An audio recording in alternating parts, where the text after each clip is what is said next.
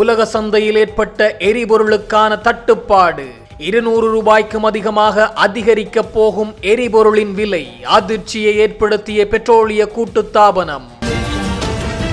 என்னை முடிந்தால் கைது செய்து பாருங்கள். உயிர்த்த ஞாயிறு குண்டு தாக்குதலின் மிக முக்கியமான சந்தேக நபரை நான் வெளிப்படுத்தியே தீருவேன். அரசாங்கத்திற்கு எச்சரிக்கை விடுத்த உதய கம்மன்வல. முன்னாள் அமைச்சர் அர்ஜுன ரணதுங்க மற்றும் அவருடைய சகோதரருக்கு எதிராக குற்றப்பத்திரிகை தாக்கல். பெட்ரோலிய கூட்டுத்தாபனத்திற்கு 800 மில்லியன் ரூபாய்கள் இழப்பை ஏற்படுத்தியதாக குற்றச்சாட்டு. உலகில் எந்த நாட்டிலும் எரிபொருள் தட்டுப்பாடு ஏற்பட்டாலும் இலங்கையை நாங்கள் கைவிட மாட்டோம். இலங்கைக்கு எரிபொருளை வழங்க தயாராக இருக்கின்றோம். ஈரானின் தூதுவரின் அதிரடி கருத்தால் பரபரப்பு. மீண்டும் உயரப்போகும் எரிவாயுவின் விலை அதிர்ச்சியை ஏற்படுத்திய லிட்ரோ நிறுவனத்தின் தலைவர். யாழ்ப்பாணம் பருத்தித்துறை மணல் காட்டு பகுதியில் சுற்றுலா சென்றவர்கள் மீது போலீசார் தாக்குதல்.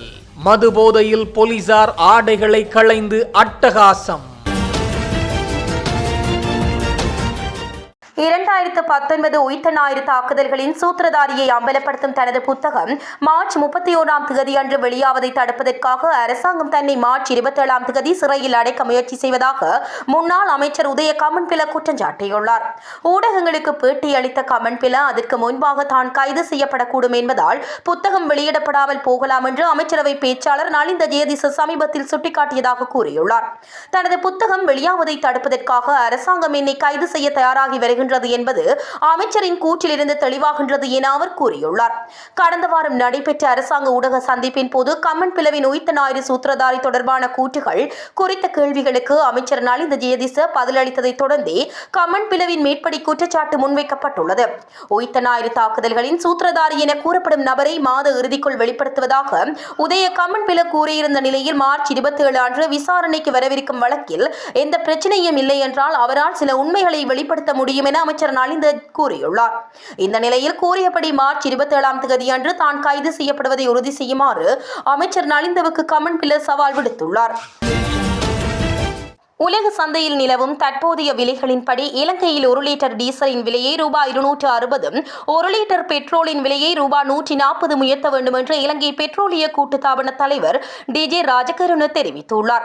மேலும் கருத்து தெரிவித்த தலைவர் தற்போது நிலவும் உலகளாவிய சூழ்நிலையே எரிபொருள் விலைகளில் ஏற்பட்ட எதிர்பாராத மற்றும் விரைவான உயர்வுக்கு காரணம் என்று கூறினார். குறிப்பாக போரின் ஆரம்ப நாட்களில் தேவையற்ற அச்சத்தின் காரணமாக மக்கள் எரிபொருள் வாங்க வரிசையில் நின்றபோது கூட்டுத்தாபன எரிபொருள் கையிருப்பு வேகமாக குறைந்து வந்ததும் இந்த நிலைமைக்கு ஒரு முக்கிய காரணம் என்றும் அவர் சுட்டிக்காட்டினார். தலைவர் வழங்கிய தரவுகளின்படி 1 லிட்டர் பெட்ரோலின் கொள்விலை ரூபாய் 430 இருந்தாலும் அது தற்போது ரூபாய் 398 விற்கப்படுகின்றது. அதன்படி நிறுவனத்திற்கு 1 லிட்டர் பெட்ரோலுக்கு ரூபாய் 32 நஷ்டம் ஏற்படுகின்றது. டீசல் தொடர்பான நிலைமை மிகவும் மோசமாக உள்ளது. அதன் கொள்விலை ரூபாய் 586 இருந்த போதிலும் அது தற்போது ரூபாய் 382 மட்டுமே விற்கப்படுகின்றது. அதன்படி 1 லிட்டர் டீசலுக்கு ரூபாய் 204 பெரும் நஷ்டம் ஏற்படுவதாக தலைவர் குறிப்பிட்டார். மத்திய கிழக்கில் போர் பதற்றங்கள் நிலவி வரும் சூழலில் இலங்கைக்கு தேவையான எரிபொருள் மற்றும் அத்தியாவசிய பொருட்களை வழங்க ஈரான் தயாராக இருப்பதாக ஈரான் தூதுவர் அலிரேசா டெல்கோஸ் தெரிவித்துள்ளார். கொழும்பில் இன்று நடைபெற்ற விசேட ஊடகவியலாளர் சந்திப்பின் போது அவர் இவ்வாறு தெரிவித்துள்ளார்.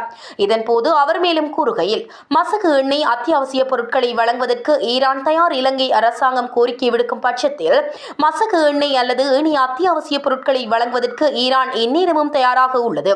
இலங்கை மக்கள் எவ்வித இன்னல்களையும் எதிர்கொள்வதை ஈரான் விரும்புவதில்லை என அவர் குறிப்பிட்டார். மத்திய கிழக்கு வான்பரப்புகள் மற்றும் கடல்வழிகள் தொடர்பில் எழுந்துள்ள அச்சங்களுக்கு பதிலளித்த தூதுவர், ஈரான் தனது நட்பு நாடுகளுக்காக ஹார்முஸ் நீரிணையை மூடவில்லை என்பதை திட்டவட்டமாக தெரிவித்தார். இதன் மூலம் இலங்கையுடனான வர்த்தக உறவுகள் தடையின்றி தொடரும் என்பது உறுதிப்படுத்தப்பட்டுள்ளது. இதன்போது அமெரிக்காவின் தாக்குதலுக்குள்ளான ஈரானிய போர்க்கப்பலான ஐரஸ் டேனா கப்பலில் இருந்த மாலுமிகளை மீட்பதில் இலங்கை வழங்கிய ஒத்துழைப்பை தூதுவர் நன்றியுடன் நினைவு கூர்ந்தார். இதேவேளை ஈரானில் வசிக்கும் இலங்கையர்கள் தற்போதைய சூழலில் நாடு திரும்ப விரும்பினால் அவர்களுக்கு தேவையான அனைத்து வசதிகளையும் செய்து கொடுக்க ஈரானிய அரசாங்கம் தயாராக உள்ளதாகவும் அவர் மேலும் குறிப்பிட்டார். யாழ்ப்பாணம் பருத்தித்துறையிலிருந்து மணல்காட்டிற்கு சுற்றுலா சென்றவர்களை சிவில் உடையில் நின்ற போலீசார் கோர தாக்குதல் மேற்கொண்டுள்ளனர். சிவில் உடை மட்டுமன்றி மேலாடைகளே இல்லாது மது அருந்தியவாறு இருந்த காங்கேசன்துறை மாவட்ட குற்றத்தடுப்பு பிரிவு போலீசாரே இவ்வாறு தாக்குதலை மேற்கொண்டுள்ளனர். போலீஸ் திணைக்கள வாகனத்தில் சென்று மேலாடைகளின்றி மது போதையில் இருந்த போலீசாரே இந்த தாக்குதலை மேற்கொண்டுள்ளனர். போலீசார் மேற்கொண்ட தாக்குதலில் படுகாயமடைந்த இருவர் மந்திகை வைத்தியசாலையில் அனுமதிக்கப்பட்டுள்ளனர். சர்வதேச வர்த்தக பதற்றம் காரணமாக சமையல் எரிவாயுவின் விலை அதிகரிக்கக்கூடும் என லிட்ரோ நிறுவனம் தெரிவித்துள்ளது. அதன்படி எதிர்வரும் ஏப்ரல் மாதம் 1ஆம் தேதிக்குள் எரிவாயு விலை திருத்தம் தொடர்பில் தீர்மானிக்கப்படும் என லிட்ரோ நிறுவனத்தின் தலைவர் சன்ன குணவர்த்தன தெரிவித்தார். எதிர்வரும் மே மாதம் வரையில் போதுமான கையிருப்பு உள்ளதாகவும் அதன்படி ஏற்கனவே முன்பதிவு செய்யப்பட்ட எரிவாயு கப்பல் விரைவில் நாட்டை வந்தடையும் எனவும் லிட்ரோ நிறுவன தலைவர் நம்பிக்கை வெளியிட்டுள்ளார். எவ்வாறாயினும் சர்வதேச சந்தையில் எரிசக்தி உற்பத்திக்கு நிலவும் கேள்வியின் அடிப்படையில் எதிர்வரும் ஏப்ரல் மாதம் 1ஆம் தேதி புதிய விலை அதிகரிக்கப்படும் என சுட்டிக்காட்டியுள்ளார். முன்னாள் அமைச்சர் அர்ஜுன ரணதுங்க மற்றும் பெட்ரோலிய கூட்டுத்தாபனத்தின் முன்னாள் தலைவராக பணியாற்றிய அவரது சகோதரர் தம்மிக்க ரணதுங்க ஆகியோருக்கு எதிராக கொழும்பு மேல் நீதிமன்றத்தில் குற்றப்பத்திரிகை தாக்கல் செய்யப்பட்டுள்ளது. இலங்கை பெட்ரோலிய கூட்டுத்தாபனத்திற்கு சுமார் 800 மில்லியன் ரூபாய் நிதி இழப்பை ஏற்படுத்தியதாக கூறப்படும் குற்றச்சாட்டு தொடர்பாக இந்த நடவடிக்கை எடுக்கப்பட்டுள்ளது. இந்த நிலையில் அர்ஜுன ரணதுங்க மற்றும் தம்மிக்க ரணதுங்க ஆகியோர் உள்ளூர் டெண்டர்களை தன்னிச்சையான முறையில் கையாண்டதாக குற்றம் சுமத்தப்பட்டுள்ளது. இதன்போது சந்தை விலையை விட அதிக விலை ஒப்பந்தங்களை அனுமதித்ததன் மூலம் அரசாங்கத்திற்கு சுமார் 800 மில்லியன் ரூபாய் நட்டத்தை ஏற்படுத்தியதாக கண்டறியப்பட்டுள்ளது. இது தொடர்பான விரிவான விசாரணைகளை முன்னெடுத்த சட்டமா அதிபர் திணைக்களம் போதிய சான்றுகளின் அடிப்படையில் இருவருக்கும் எதிராக மேல் நீதிமன்றத்தில் உத்தியோகபூர்வமாக குற்றப்பத்திரிகையை தாக்கல் செய்துள்ளது. எரிபொருள் விநியோகம் மற்றும் கொள்வனவு நடைமுறைகளில் இடம்பெற்றதாக கூறப்படும் முறைகேடுகள் குறித்து முன்னெடுக்கப்பட்ட விசேட விசாரணைகளின் முடிவில் இந்த பாரிய நிதி மோசடி அம்பலமாகியுள்ளது.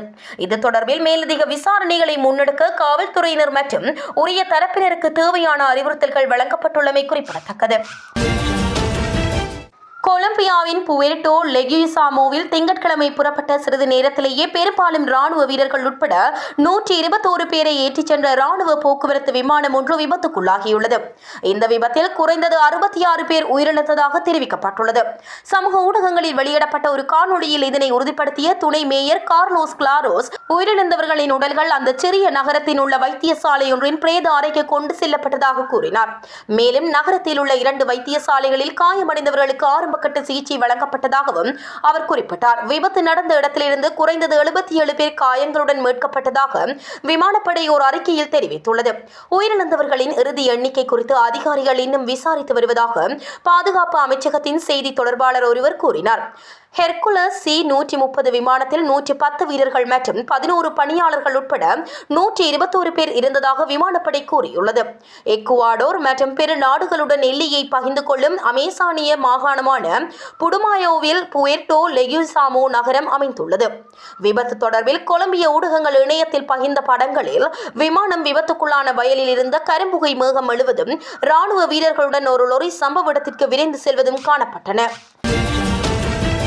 யாழ் சுன்னாகம் காவல்துறை பிரிவுக்குட்பட்ட இனுவில் பகுதியில் இடம்பெற்ற தாக்குதல் சம்பவத்தில் 4 காயமடைந்ததாக தெரிவிக்கப்படுகின்றது. குறித்த சம்பவம் நேற்று இடம்பெற்றுள்ளது. இனுவில் பகுதியை சேர்ந்த ஒருவருக்கு உடுவில் மெல்வம் பகுதியை சேர்ந்த பெண்ணொருவருடன் திருமணம் செய்து கொண்டுள்ளார். பின்னர் அங்கு ஏற்பட்ட முரண்பாடு காரணமாக மனைவியை விட்டுவிட்டு இனுவில் பகுதியில் உள்ள தனது வீட்டுக்கு சென்றுள்ளார். இந்த நிலையில் இது குறித்து கேட்பதற்காக அந்த பெண்ணின் உறவினர்கள் 3 இனுவில் பகுதியில் உள்ள குறித்த நபரின் வீட்டுக்கு சென்றுள்ளனர். இதன்போது குறித்த நபருக்கும் பெண்ணின் உறவினர்களுக்கும் இடையே முரண்பாடு ஏற்பட்டுள்ளது. வீட்டுக்கு உள்ளே சென்ற நபர் புகையிலை வெட்டும் கத்தியை எடுத்து வந்து 3 மீதும் தாக்குதல் மேற்கொண்டுள்ளதாக கூறப்படுகின்றது. குறித்த தாக்குதலில் பெண் வீட்டை சேர்ந்த 2 படுகாயமடைந்ததுடன் மற்றையவர் சாதாரண காயங்களுக்கு உள்ளாகியுள்ளார். இந்த நிலையில் அவர்களும் குறித்த நபர் மீது மேற்கொண்ட தாக்குதலில் பெண்ணின் கணவரும் சிறிய காயங்களுக்கு உள்ளாகியுள்ளார். இந்த நிலையில் காயமடைந்த 4 சிகிச்சைக்காக வைத்தியசாலையில் அனுமதிக்கப்பட்டுள்ளனர். இதுகுறித்து சுன்னாகம் காவல்துறையினர் விசாரணைகளை மேற்கொண்டு வருகின்றனர்.